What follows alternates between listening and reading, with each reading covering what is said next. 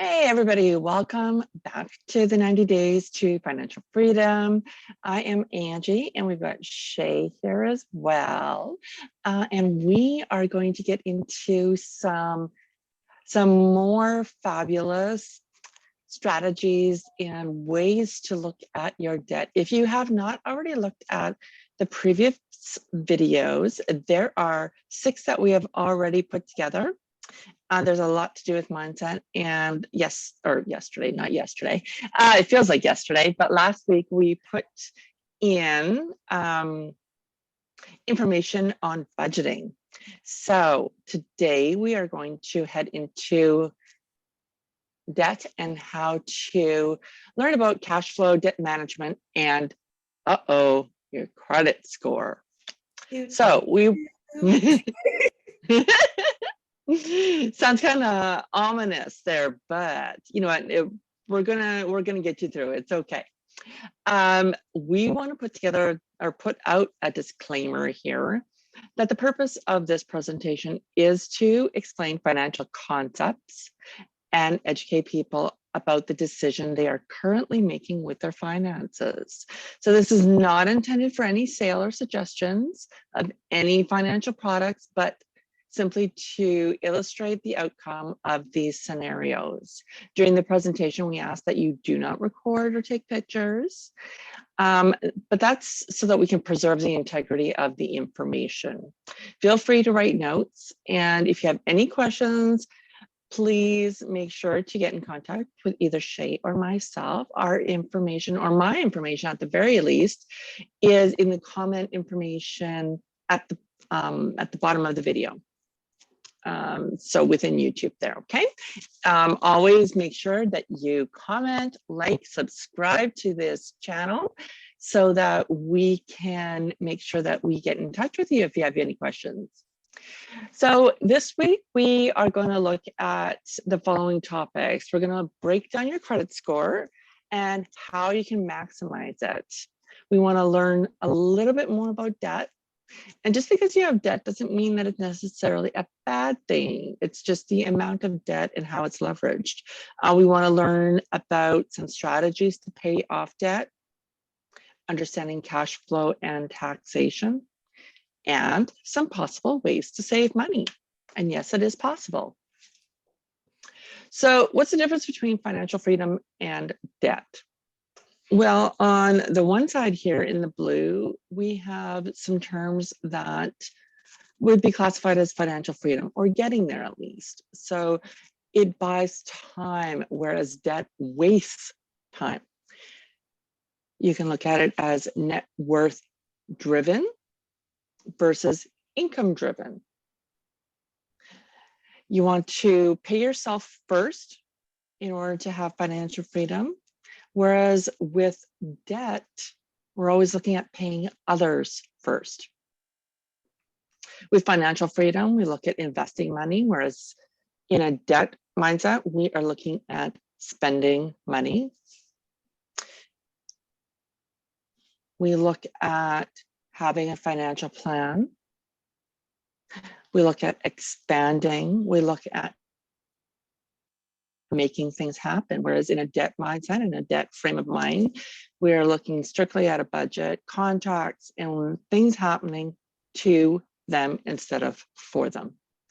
Somebody that's interested in working towards financial freedom also reads and studies and looks at ways to improve their situation, being responsible, and paying attention to the future. Whereas with debt, in a debt-focused mindset, you refuse to study, you blame others, and focus your attention on the past.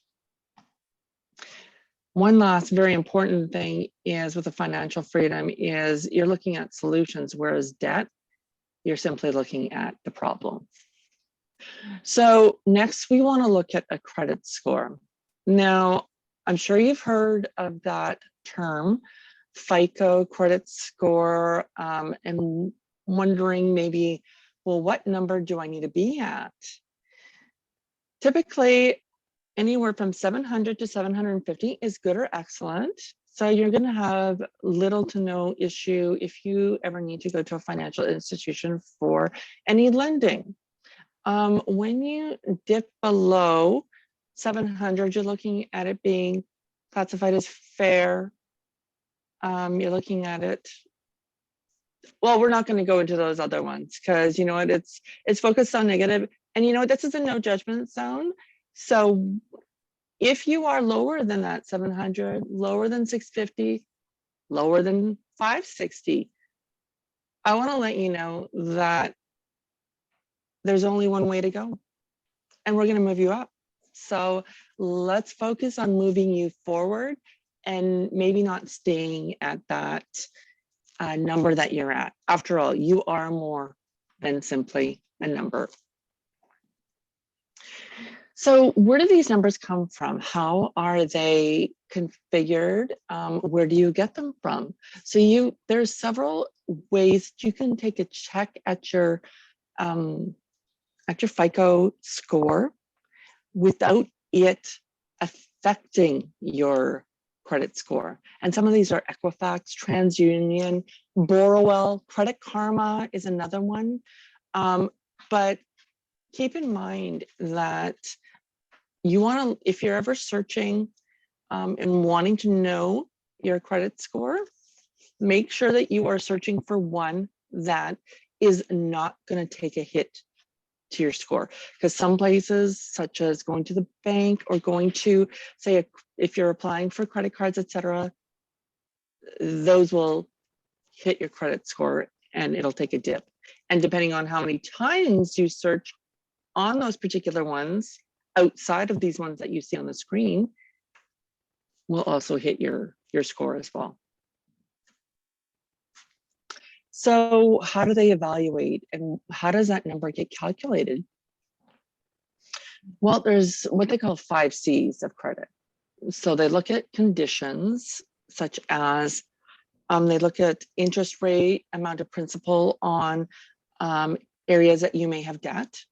So like on your loans, on lines of credit, on credit cards, that type of thing. They look at capacity. So capacity is where they look at your debt to income ratio, and that you want that to be at a certain percent. I believe, if I'm not mistaken, a good capacity is under 30%. Under 30% is what you want that number to be. They base it on capital. So it indicates the borrower's level of seriousness. Collateral. This offers the assurance that if the borrower defaults on a loan, that the lender can still come after, say, some collateral. So, for example, you can sometimes use your car or your house as collateral when you go for, say, a line of credit or for borrowing a certain amount of money. Well, an institution uses that so that if you default, they can come and take your vehicle, or they can go after your house. They look at character. So your credit history. What is your borrowing history like? Have you consistently paid on time? Have you searched out continuous credit cards? So just looking at all of those 5 things make up how they evaluate your credit. Now, how do you get good credit? So if you're beyond that point of like under 700, under 6, under 5, here's some tips to maybe look at to bump that. So you want to, if you haven't already, you want to make sure to pay your bills on time. Be mindful of that due date. Okay. So you want to have a low balance on your credit cards. You want to, I was right, 30% is what you want that to be. So you want to have 70% of available credit. I know a lot of us Canadians, I'm sure it's more than Canadians, but we assume that once we have a credit card, that automatically means, oh, so I have this full amount of credit to use. Well, keep in mind, you can, but they want you to pay that back too. So it's not just free available money. As I mentioned on the previous slide, don't inquire for credit too often. So that's on those at places that would be outside of what was on that slide. So outside of Equifax, Borrowell, Credit Karma, outside of those things, TransUnion. Wait at least 90 days if you're going to be looking at, say, inquiring on a new credit card, if you're going to be looking at financial assistance. And I just wanted to say, I apologize. I see that I made a little bit of a typo there. So if you can't wait the 90 days, then try to at least wait 60. Great information. Yeah, just great to note that. So just if you look at this graph here, we want to look at how much, they look at how much of your credit is new. So if you've made a huge purchase and you can't clear that all off, you just are making the minimum payments. Borrowers are going to be looking at that. They want to know how much is revolving on your available credit. The types of credit that you're using. Is it a spread amongst your credit cards? Maybe your retail credit, if you have a different, say, your Walmart card, or if you have like the brick or whatever, if you have student loans, mortgages. So they look at that as well. Your length of credit history, how long have you been using credit? Often people get mistaken that if you've never used a credit card, or if you've never borrowed before, oh, I have great credit because I've never borrowed. That's not necessarily the case. They want to know how you manage credit if you do use it. So by never using credit, they have no history to go off of. So it's a common misunderstanding that folks have. They want to look at your payment history. So do you pay your past amounts? Do you let them grow and assume that they're just going to drop off? And also, how much do you owe? How much of your available credit do you have? So we want to look at debt.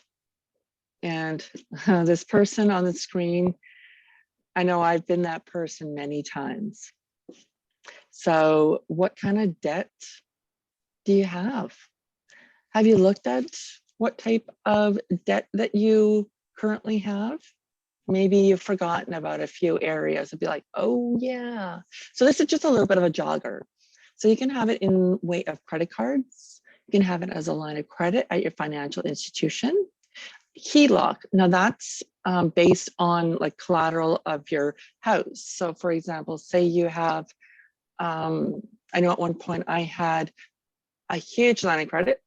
It wasn't a great idea for me. So, but it's where you have your home as collateral and you can use that amount. But again, it's just like your credit cards. You are expected to pay that amount back. So, personal loans, auto loans, mortgages, monthly bills. So this just gives you a little bit of idea where debt can all come from. Calculating affordability, total debt service, your total debt service ratio, sorry. Your total debt service ratio is a percentage of your income needed to cover all of your debts. So you want to calculate all of your monthly living expenses and then divide that. Yes, because you've all done your budget sheet, right? Yes, Angie. Yes, Sheyi. So you want to calculate your monthly living expenses and divide by your gross income. So your gross income is before any tax, 40%. So your monthly expenses divided by your gross monthly income equals your total debt service ratio. Now, here's something, as I was saying, is that Canadians, at the very least, I'm sure this runs more than just for Canadians, but we're from Canada, so we'll base it on this. We owe $1.77 for every dollar that we have earned after tax. So what does that tell you? It tells you that we are spending almost double of what we're bringing in. So total Canadian debt is $2.3 trillion, with $1.5 trillion tied up in mortgages. It's a lot of money. It's a lot of money there. So this, but we don't want you to get too hung up on this, because we have some good news. We have some good news coming. It's all okay. This is just telling you that there's hope. There is hope, even though it may not seem with this amount, because there's a lot of strategies that you can use. We also want you to know that you're not alone if you feel like you're in debt or you're paying that $1.77. This shows you that it's not just you, it's a societal thing. So we also want you to know that if you feel like you're drowning or treading water, it's not just you, especially with everything that's been going on these past years. It's even more so not just you. Absolutely. And just before Sheyi bumps into this here is that, you know what, we've been there. And the fact is that once we go through this budget sheet, the fact of going through the budget sheet, if you don't know where your money is coming in from or going out, we can't do anything in order to look at how we can help you with that. So there's no judgment here. It's just the fact of gathering the nuts, gathering the info so that we can help you move forward.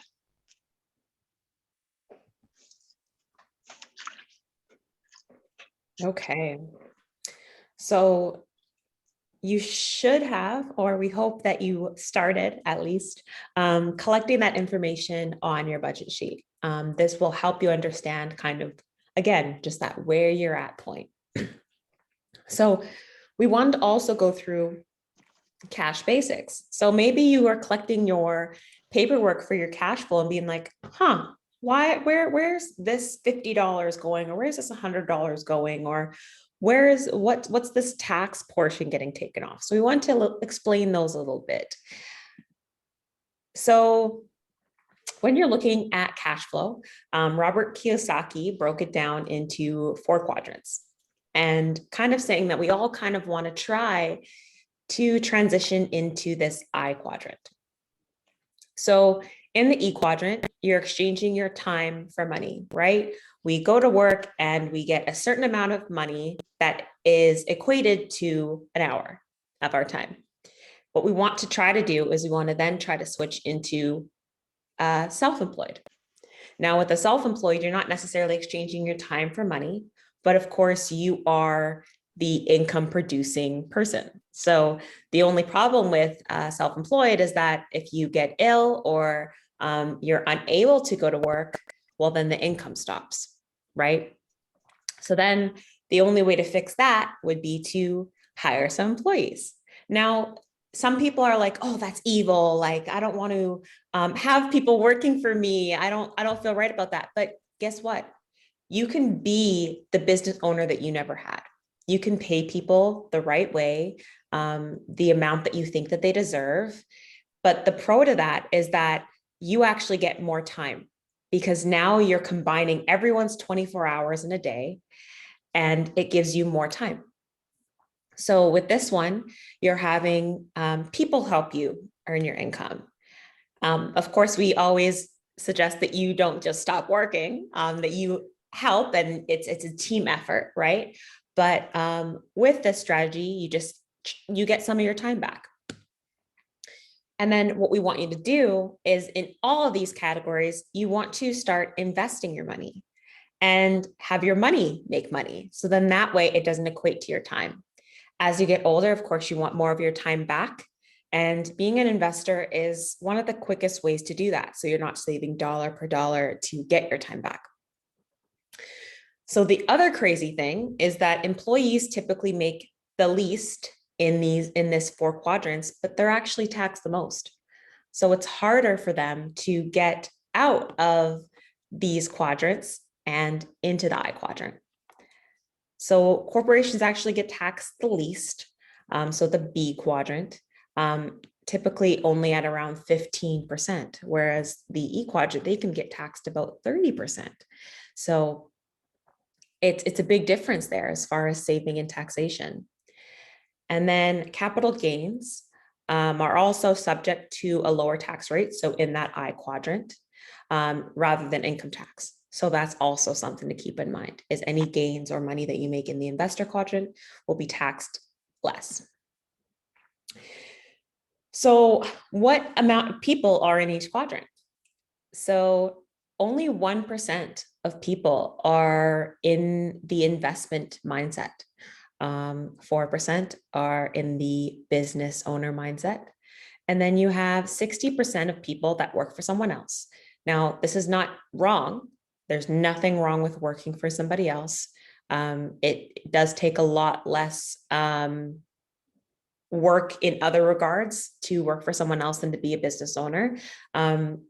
And people are fairly compensated in a lot of jobs for what they do, or they're passionate about what they do, which is not to be understated either. And then you have 35% of people that work for themselves.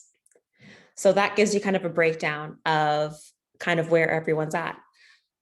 But what a lot of people don't know is that 95% make only 5% of the entire market, and 5% make only 95% of the entire market.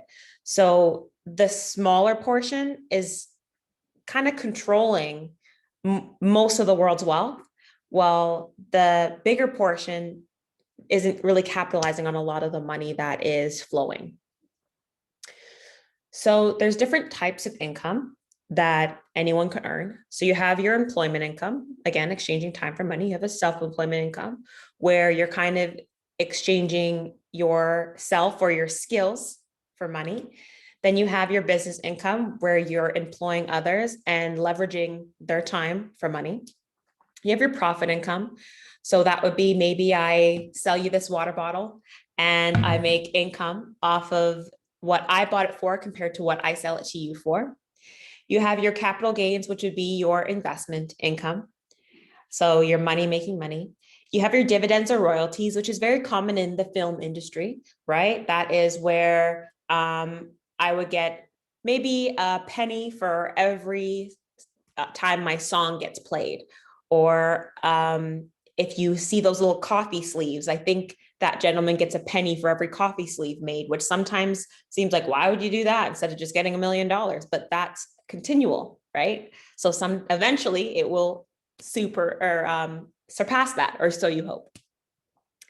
Passive income is anything that you could make while you sleep. So that means you don't have to get up, you don't have to do anything, it just comes in.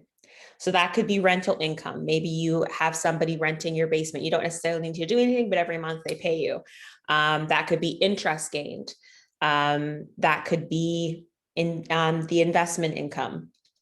And other income would be, maybe you have EI coming in. I think a lot of us benefited from that over the pandemic. You have old age security, or you have CPP that comes in once you turn 65. So how do I manage the money that I do have? So you want to use your income for building your wealth. You don't want to just have it going to other people. You want to try to live within that budget that you created, rather than kind of always just staying afloat and using Peter's money to pay Paul and Paul to pay Peter. And you don't want to just kind of be bouncing around and just trying to just keep everyone satisfied but yourself, right? You don't want to carry credit card balance through to the following month. You want to try to stay again within that 30% range, and or if you can use your credit card, because I know a lot of people are like, but the points, I want the points, right? That's okay. Get the points. But as soon as you use your credit card, pay that percentage down, or at least make an agreement with yourself to pay 50% of it every single time, or whatever you can do. But always make a payment right after you use it. And then that way you kind of keep ahead of yourself instead of being like, I'll pay it at the end of the month. Because a lot of the times we end up being like, oh, I'll use my paycheck. But then you say that 4 or 5 times, and then you realize that you either over leveraged your paycheck or your paycheck's gone and you still have next month coming up before you get paid again, right?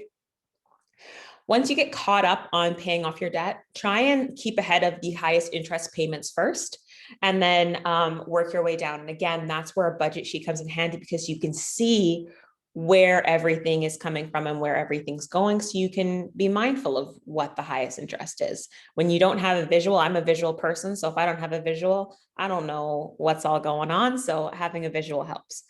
And then limit the amounts that you carry as far as cards on hand. So it's okay to have 5 credit cards, but maybe just carry 1 in your wallet. Keep the rest, maybe keep 1 with your passport.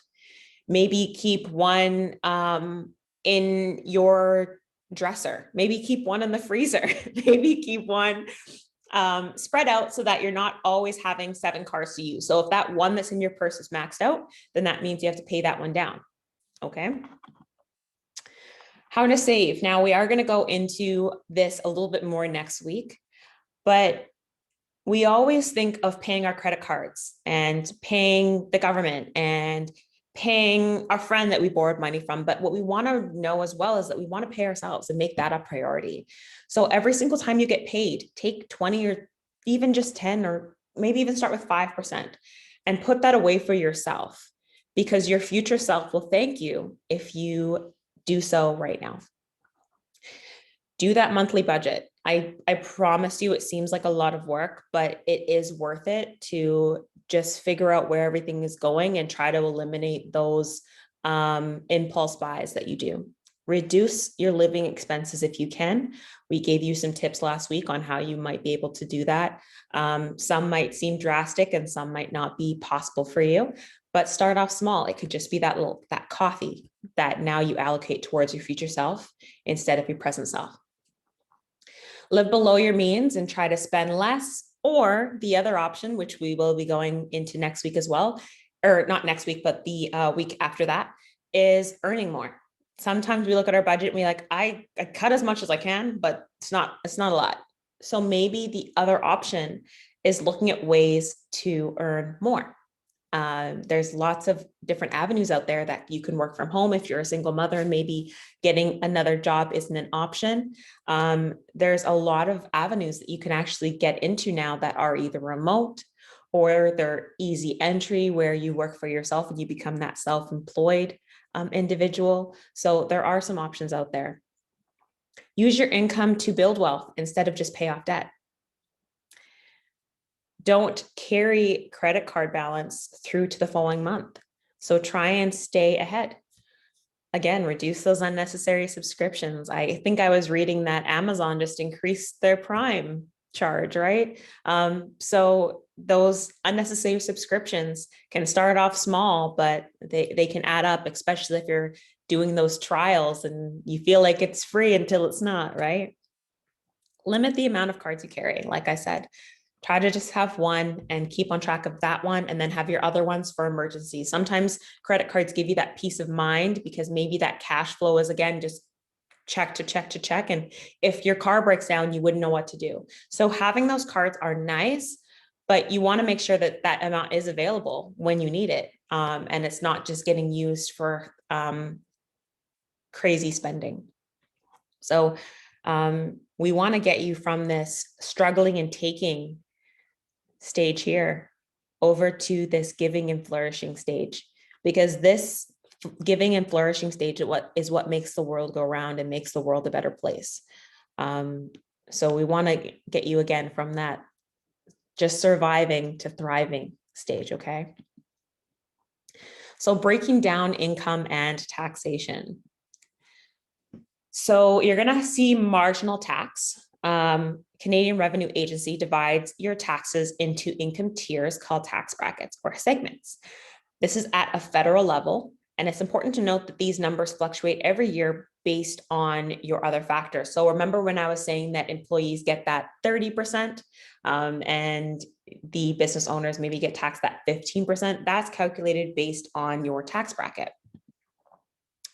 So this is kind of a breakdown of what that might look like. So you have your federal income tax as well. So your income is going to fall into different tax brackets, and these tax brackets are based on your taxable income and your total income minus your allowable deductions and exemptions. And I know you might be wondering, well, how do business owners get taxed less? How is Bill Gates or Trump or all these people paying $0 in taxes? How is that possible? Somebody call the cops. Somebody's doing something wrong, right? But what happens is that with business owners, we're actually able to have a lot more deductions and exemptions allowed, which means that that gets taken away from the income that we're earning. And when we do that, that means that we're only paying taxes on what's left over. Now, employees, unfortunately, have less deductions and less exemptions that they're allowed to use, which means that they have to pay off of the total amount that they're making. So sometimes business owners, once they make their deductions and exemptions, their income is less than the employees, which is why the employees are sometimes paying more than the business owners. So this just gives you a breakdown so you can kind of see maybe where you would fall into. And then this will show you as far as capital gains on your investments, how much you might be paying. So it is drastically less than your income, which is why you'd want to try and make your capital gains equate to your income. So this, you can kind of see where you would fall. Provincial income tax. So this is taxed on a provincial level. It is the same as federal tax, but again, just on a provincial level. So we're in Manitoba currently, and you can check if you're in the States right now, you can check what your, it wouldn't be provincial, it would be state tax would be. But with Manitoba, unfortunately, we are one of the higher ones, but this will be kind of the breakdown there. You then have your employment income, which is kind of like a little savings plan for you if you ever do need it. I think the government realized that maybe a lot of us aren't doing that on our own. So they set up a little strategy for us to do so. Now, the only problem with this strategy is that we have to ask the government if we apply for it, or if we're allowed to have our money back. Whereas if we do it ourselves, we can make that own judgment call, right? So this is kind of what it might look like as far as deductions on a check for the year. If you're making $61,000, how much deductions would be taken off? So let's get you financially fit. So how do you pay off some debt? You might have been listening to Angie at the beginning and being like, yeah, increase the credit score, whatever, right? I can't do that. I'm like way at the bottom, at the poor side. I don't know how to get on the good side or the excellent side, right? Well, doing these strategies can help. Okay. So find what best strategy works for you and apply that. If you are in a situation where you're kind of maybe this girl, or maybe you're below the water at this point, you can reach out to us and we can help you. Okay. Sometimes you just need a different perspective. And you just need some help figuring out where things are. Sometimes you're in a better state than you may think. Sometimes you might think that you're below water, but really we just need to pull a plug and let the water drain, and you're really not that bad, okay? So paying off debt. Now do you see why we made you create that budget? Now do you see why we made you list all those debts that you had and organize them based on interest and amount? Now we're already on step 3. We always like to hop on these calls and have you feel like you already started, because the hardest part about anything is just getting started. So you already started. So now we just need to pick a strategy, choose a time frame as far as when and how we want to get this done. We need to maybe don't cancel your credit cards or close them, but maybe we just need to cut them up so we can't access it. And we can always call and ask for a new credit card once we get back on our feet. Take advantage of the balance transfers. So we're going to show you that in the next couple slides. Use debt repayment options. Delete credit card information from online stores. I know so often we want to be members, like Just Fab, going back to Angie's Sheyi analogy from last week. Just Fab has if you put your credit card information on file, you get discounts, right? But remember, just because you're saving $10, you're still spending $20 to buy the shoes, okay? So take your credit card information off those online stores and use that as a milestone or a reward once you pay off a credit card, or once you do something positive, reward yourself. But don't just always reward yourself, because that will start slowing you down. Sell unwanted gifts and household items. So often we have clutter and things we don't need. So sell those items. There might be somebody out there that is really looking for that at a discounted price, and you can help them out. So how to pay off debt. Here's one method. It's called the Snowball method. So what is the debt snowball method? It's where you pay the smallest balance to the largest. So step one, we'll be making a minimum payment on all your accounts. We don't want to forget those minimums, because that's going to affect that credit score. That's going to affect it might max things out if you have things coming off. So make those minimum payments. And then what you want to do is you want to put as much of that extra money that you have towards the smallest balance. So just one of them. So instead of paying like a little above the minimum on all your cards, you're just going to pay minimums, take all the rest and put it towards one card. Once that smallest debt's paid off, take the money where you're putting towards that one and funnel it into the next one. And then continue this process until all your debts are paid off. So a lot of people love this method, because what it does is it creates small wins and small successes, and just creates that mentality of I'm getting somewhere. It gives you motivation that you can pay off the rest of your debt, that it is possible. And there's also potential to improve your credit score while you do this method, because it lowers your credit utilization on individual credit cards, and soon reduces the number of accounts that have withstanding balances. So this can better your credit score and save you money in other areas of your life as well.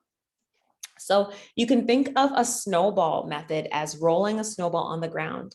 And as that snowball gets bigger, it becomes able to pick up more snow.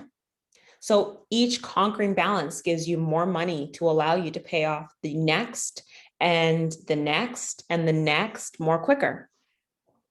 And when you pay off the smallest debt first, those payoff accounts build up your motivation to keep paying down that debt. So there are some pros and cons to the snowball method, though I want to have full transparency with you of those. So a pro is that the snowball method can be a good fit if you have several small debts to pay off, but you don't have any gigantic ones. Or if you need that motivation, maybe you have just gotten to a point of despair, or maybe you didn't go watch our mindset videos first, and that mindset isn't quite trained yet. So paying off those outstanding credit card balances will give you that feeling of satisfaction. The other thing is that we can also do balance transfers, which I will show you in the next couple slides here, which will help with the paying off of the credit cards. When you're facing an overwhelming amount of debt, this method can help you see progress a little quicker by getting rid of the smallest, easiest balance first, and then just kind of doing that satisfaction of crossing that off your list and doing a little check mark, right? Reducing the number of accounts can just give you peace of mind as far as mental, and of course, it can help you increase that credit score quicker. Now, the only thing that the Snowball method doesn't take into account is the interest, which the Avalanche method, which I will show you next, does. So if you do have accounts that have higher interest, but you're paying off the smaller balance first, you can accumulate more interest on those accounts, and that minimum won't really be going towards the principal, which means that it will take you maybe longer to pay off those higher interest accounts, and will cost you a little bit more in interest fees. So next we have the Avalanche method. So with the Avalanche method, what we're doing is we're paying off the highest interest rate first and then working away to the lowest. So the balance is taken out of the equation for this one. So make the minimum payments on all your accounts, put as much extra money as possible towards the account with the highest interest. And then once the debt on the highest interest is paid off, then you start paying down the one on the next highest interest. And again, you just continue this process until all your debts are paid. So every time that you pay off an account, you'll free up again more money each month to put towards the next one. And since you're tackling your debt, in order of interest, you'll be paying less interest over time and more towards principal. So like an Avalanche, it may take a while before you see anything happen. You might hear the crackles and you might see hints of success in the distance, but you might not see it kind of start to happen until you get that big account paid off and maybe the next big account. And then you're like, okay, all right, we're getting somewhere. Something's happening. I see some rumblings, right? So it takes a while to gain that momentum. So just like falling away, like rushing a wall of snow. So a pro and con to the debt avalanche is that debt avalanche, will help you pay less interest and get the debt more quickly, but you lack that satisfaction that the Snowball method gives you.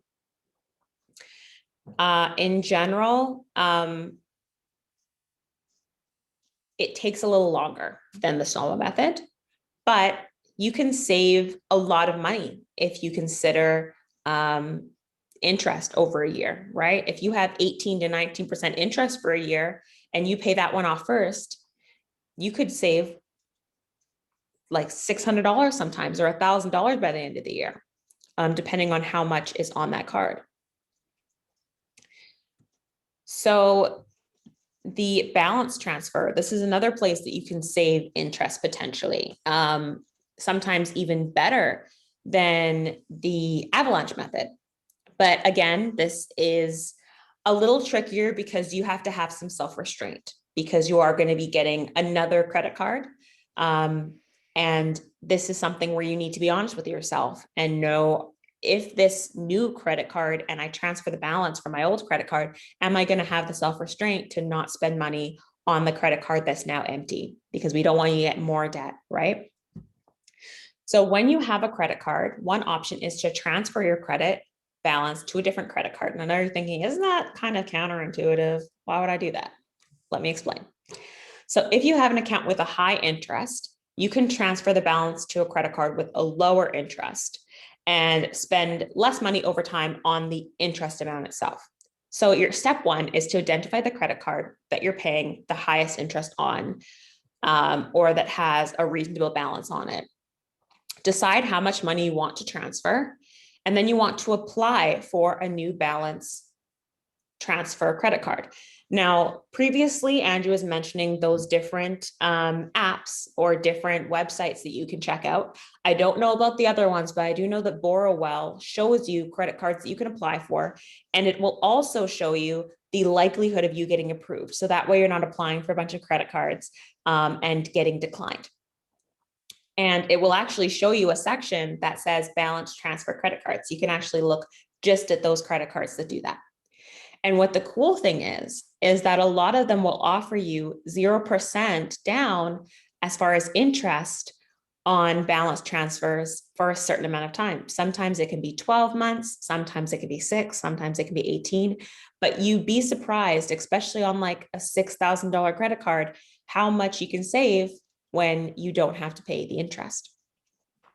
So what you would do is you would transfer the balance or balances. If you have 3 small cards, let's say, you could transfer the balance onto one bigger card, and it would all get transferred to the new card. So then the next step, of course, is to pay off the balance on the new card, right? And try to pay it off before that period ends so that you can benefit from that 0% down. After you perform the balance transfer, you are going to, again, have that open credit card. So do not use, I put it in bold for a reason, do not use the new available balance on that credit card. If you are unsure if you can fight the temptation, get a pair of scissors, cut up that credit card that's empty, keep it because you want to remember that you have that credit card available so you can apply for the credit card again, but cut it up so you have to tape it together or something if you want to use it. Again, it's just that mental, you need that mental time to think and to rationalize. A low interest rate balance transfer can fit well with the Avalanche method, since you can use the balance transfer to strategically reduce the interest rate on your highest interest credit cards. It can buy you time so that you can focus on the next highest interest account. This can also reduce the interest that you pay. So many balance transfer credit cards, again, like I said, can offer you zero down for 6 to 18 months. And a zero down allows you a chance to pay off your credit card balance in without incurring extra interest. So to give you an idea, typically most cards have 19.99% interest per year. So if you had a balance of $6,000 on a credit card, which isn't uncommon, and you were able to transfer that balance to a credit card that had 0% down for 12 months, you would actually save yourself $600 in that year. So is that $600 better in your pocket, or is it better in the credit card's pocket? So what if you want to maybe pay off your credit cards with a personal loan? So maybe you have like 7 credit cards and it's overwhelming to look at that big list. Another option is to pay off your credit cards outright with just one payment. So you just have one payment that pays all your other credit cards. So paying off your credit card outright is usually the smartest financial decision. I want to be honest with you, but simply writing a big check or doing the debt avalanche method sometimes seems too overwhelming or too slow or too mentally draining. So sometimes a situation is to take several of your credit cards and paying them off with a low interest personal loan. Sometimes this is also a better option than doing a balance transfer, because maybe you applied for a bank transfer card and you got declined. Maybe that's not an option right now. So maybe applying for a personal loan is. So what you want to do is you want to first do some research into different loan providers, different banks, and find out the rates you'd like to get and the fees that are involved, because you need to make sure that this makes more sense than just paying down the credit cards. If you get a lower rate than what you're paying now, then we're good. You'll pay less in fees and you'll consolidate your loan, and it could be a good idea. Applying for a personal loan for a provider of your choice, you'll have to submit your credit card information so the loan provider knows where they're paying and who they're paying directly. And in some cases, they'll transfer the money to your bank account and it's on you to pay your credit card. So that's when you have to be a little careful, because when money hits our bank account, sometimes we're like, oh, let me just buy this and this and this first, and then I'll do the rest towards my debt. Well, then you're actually getting more debt. So keep in mind, it's only for your credit cards, okay? Pay off your personal loans according to its terms. So you can pay off more than required each month. That way you'll get out of the debt faster than, and you can save some money in the long run as well. So the benefits of this method is that you're consolidating your credit cards with a personal loan. It can, again, help with that credit score because you now have installments, and it's a balance to limit ratio, doesn't hurt your credit that is revolving on those accounts. So paying the credit card debt with an installment loan could significantly boost your credit score, especially if you don't already have an installment loan on your credit report. So that will, remember when we were talking about the mixed version of credit and how that can help? This will help with that mixture of credit. So they know that they can trust you with different things. A personal loan can mitigate the overload. So when you're using a personal loan, it reduces the number of payments that you need to make each month. So it makes it easier to manage that one payment and you're done. Paying off your credit cards with a low interest personal loan can save you money. Personal loan, if it has lower interest than the credit cards, again, you're saving in that interest over time. So one thing or two things three things really to remember with this strategy is keep your credit cards open, don't close them, because that will wipe out your history. So just like Angie was saying, they want to know how long you've had credit cards for and what your payment history is. If you wipe out that credit card, there goes all that history, and it looks like you started your credit with just that personal loan, or it looks like you're not trusted, because that means that you can't trust yourself with that credit card. So why would the bank trust you to give you another credit card? Because you couldn't trust yourself with the other one, right? Cut back on your credit card spending. So don't spend more just because you have those credit cards paid off. Hide them, cut them, do what you need to do. Be a responsible borrower. Make regular punctual payments to the loan, and don't create more problems for yourself down the road. So the other option is if you're like, okay, loans no good, balance transfers no good. So I kind of put these in order of maybe how you should be doing them to a sense. This is a fallback plan. Debt settlement. So debt settlement is another option that you can consider when you're ready to eliminate your credit card debt. This strategy usually works best for people who are already past due. Maybe they can't afford to make one large lump sum. One-time settlement payments to their creditors can be maybe a little bit more affordable. So you can settle debt on your own, or you can hire a professional debt settlement company to handle the process for you. So we do have a debt company that we can recommend that we trust.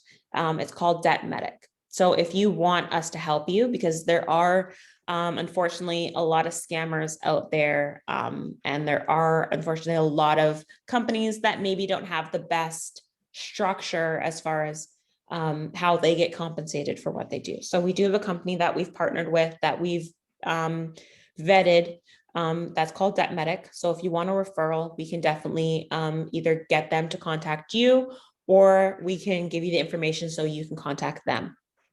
So what does that look like? So step one, you're going to examine your debt, and you're going to determine the ability that you have to pay it off. Again, you want to try to do those first. If you can pay it off yourself, pay it off yourself. Step two, if you think the debt is overwhelming, there's no way, and you've decided that bankruptcy isn't the right response, which I'm going to talk about next, you can either attempt to do the debt settlement yourself, or you can hire a company. The worse your situation is, the more leverage you might have, because your creditors will see that it's not likely that they're going to get paid in full. So they might as well get paid a little bit in order so that they can kind of close your case. So if you do it DIY, you can contact each creditor and tell them that you're willing to settle your debt for a less amount than the current balance. Now, it's going to be a wager back and forth. So start off low and then find a happy medium with the credit card company. So it's better to save up a little bit if you can beforehand, so that you have a better bargaining position. You don't want to bargain with them when you don't have anything, because then you're going to make a promise that you can't keep. Step 4 is be prepared for some back and forth. Like I said, the process can take some time, but also don't be afraid to hang up politely and call them back if you're feeling overwhelmed. When you reach a settlement agreement that you can afford, get to the offer in writing. So make sure they email it to you, or there's some sort of documentation saying that that was the agreement made. You don't want to start making payments and then think you're done, and they're like, what agreement? What are you talking about? So don't share any bank account or payment information until you have that agreement in hand.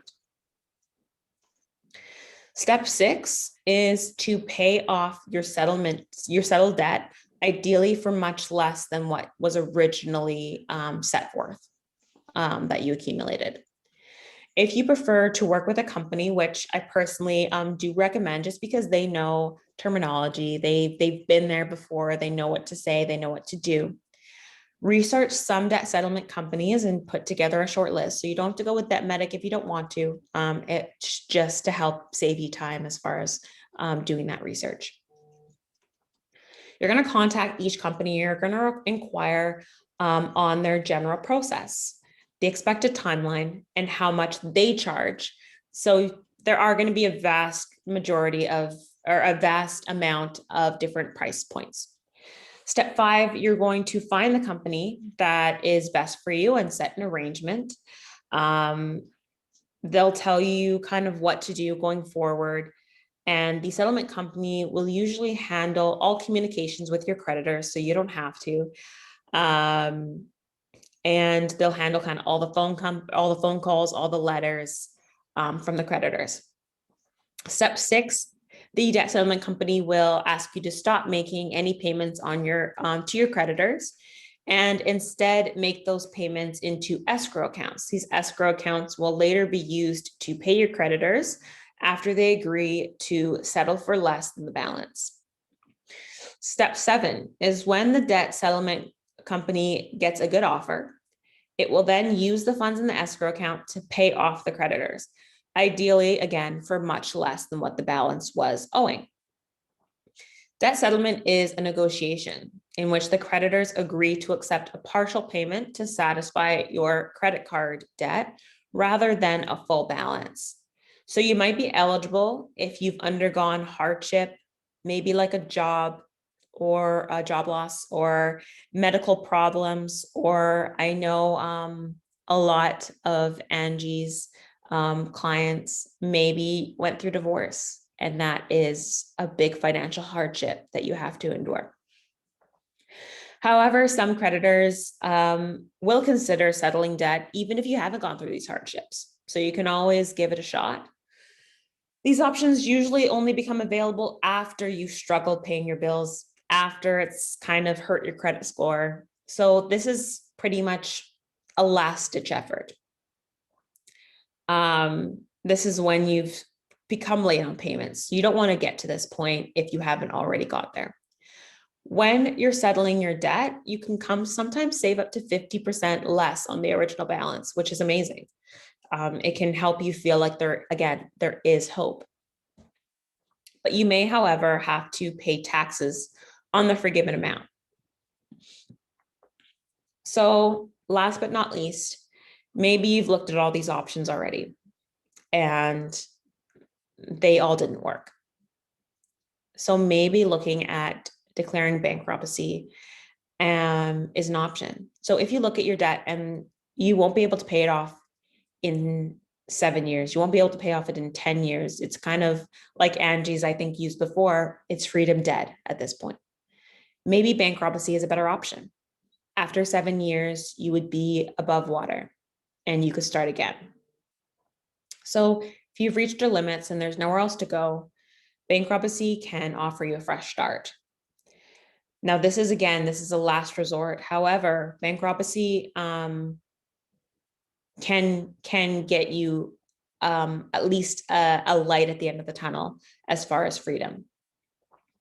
Bankruptcy will unfortunately devastate your credit score. It can make you at that poor stage for up to 7 years. So again, tread lightly and think really hard before you make this choice. But here are the steps as far as what you would do. So step 1 is, again, to examine that debt that you have and determine if you can repay them over time. Step 2, if you think that the debt is insurmountable and you decided that bankruptcy might be the right decision for you, research bank attorneys in your area. Step 3 would be to find the right attorney. He or she will instruct you on what to do. You'll need to submit documentation as far as what you have as debt, credit cards, loans, bank accounts, and other financial products, along with information on your assets and personal properties. So if you didn't already, if this is an option for you, you might want to go back and watch that budget workshop. It will help you collect all those debts you have and kind of be a memory jogger for you. Step 4, the attorney will collect all the information and they will file for bankruptcy with the proper authorities. Step 5, they may require you to make monthly payments for a period of 3 to 5 years, and they will set the monthly payments that are required. Step 6, when the bankruptcy is discharged, This will include the debt, the included debt, pardon me, will be written off by the creditors.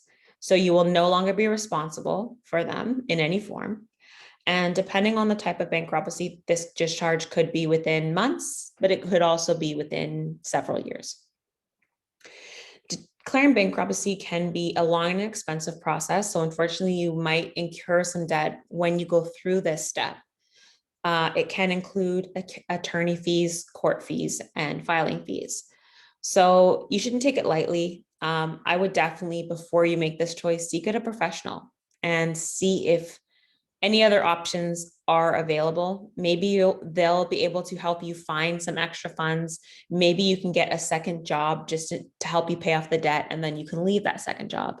Maybe there's money that you didn't even know was there. I've had situations like that. Angie's had situations like that where a client just didn't know money was there. They didn't check, they didn't ask. So they actually had some money that they could play with. People that can help. So if you're like, okay, maybe doing it myself is not a good idea. Maybe I am looking at that bankruptcy option, but I want to seek some help first. Check a consolidation company. Check an accredited not-for-profit credit consolidator. Check a financial advisor like myself and Angie. We don't charge anything to kind of just help you check out your case. Get a licensed insolvent trustee. With their help, you might be able to validate your current situation. Maybe it's not as bad as you think. Determine your present and future needs. And again, they're going to make you make a budget. So you might as well go back and make the video, check out that video, make that budget. And they'll help you find a way to pay off that debt. Some books to read that will help you maybe understand credit score and cash flow a little bit more is Increasing Your Financial IQ by Robert Kiyosaki. Worth It, Your Life, Your Money, Your Terms by Amanda Steinberg. Money, Master the Game, 7 Simple Steps to Financial Freedom by Tony Robbins. The Automatic Millionaire by David Bach. The The Fearless Money Mindset. Broke Doesn't Scare Me by Aaron Simmons. And Money, A Love Story. Untangle Your Financial Woes and Create a Life You Really Want by Kate Nordstrom. So these might be some books that can give you some encouragement, that can maybe show you that financial freedom isn't as far away as you thought. A lot of people think they need trillions of dollars to be financially free. Sometimes it can just be 6 figures. Sometimes it can just be 5 figures to have that just mental feeling of being financially free. Sometimes it can just be seeing $1,000 in your checking account for the first time in forever. So it's baby steps. So I would recommend even just picking one book out of here. The Automatic Millionaire is a great place to start because it just starts by breaking down maybe avoiding that coffee, maybe just those small steps, and then you can work your way up to the other ones. In summary, you just want to earn. You want to either earn more income or find ways to spend less. You want to know how banks evaluate your credit so that you can use it to your advantage. You want to pay yourself first and create a strategy for a plan on getting out of debt and staying out of debt. Don't be scared to ask for help. There's so many people around you that are willing to help you, but you have to ask first. Find ways to reduce your taxable income so that you can keep more in your pocket. Reduce your living expenses and your consumer debt. Eliminate your credit card debt step by step, method by method, and pay your bills on time and use credit wisely so that you don't end up getting to a point where you can no longer tread water. These are the resources that I went to if you want to read the full breakdown of the articles. I want to thank you guys for joining us today. And I know that this wasn't the most fun topic to go through, but I think that it's necessary in order to get you guys to where you're trying to go. Debt can feel like a shackle that's holding you back. So when we can release those shackles, it's going to be way easier to run. So pick a strategy. Let us know what strategy you picked.